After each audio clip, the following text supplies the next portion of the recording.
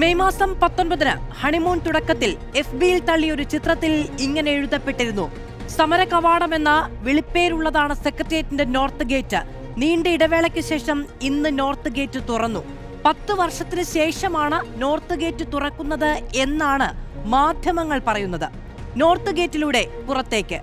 ആ മാധ്യമങ്ങൾ പറയുന്നത് എന്ന എടുത്തു പറയലിൽ ഉരുളട്ടെ, ഉലക്ക ചെന്നടിക്കട്ടെ എന്നൊരു ലാഭക്കണ്ണ് അന്നേ പ്രകടമായിരുന്നു.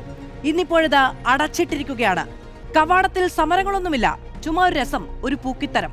വേറെയുമുണ്ട് രസങ്ങൾ. പൊതുജനങ്ങളുടെ സന്ദർശന സമയം വെട്ടിക്കുറച്ചിട്ടുണ്ട്. മാധ്യമപ്രവർത്തകർക്ക് അംഗത്തേതിൽ നിന്ന് അനുമതി പത്രമുണ്ടെങ്കിലേ സെക്രട്ടേറിയറ്റ് പ്രവേശനമുള്ളൂ. അത് മതി.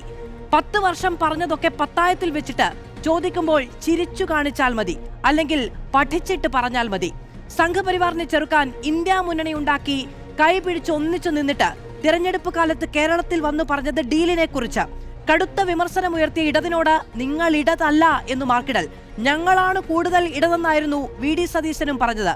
ആ പറച്ചിലിലാകാം നെഹ്റു ഒരു പരിധിവരെ തെളിഞ്ഞു നിന്നത്. ആ നേരം ഇടത്തേക്ക് ചില തിരിഞ്ഞു നോക്കലുകളും കാണാമിന്ന്. വെള്ളാപ്പള്ളിയെ തള്ളിപ്പറയാനും തെറ്റെന്നുറക്ക പറയാനും ഇടതു നേതാക്കൾ തയ്യാറാകുന്നുണ്ട്.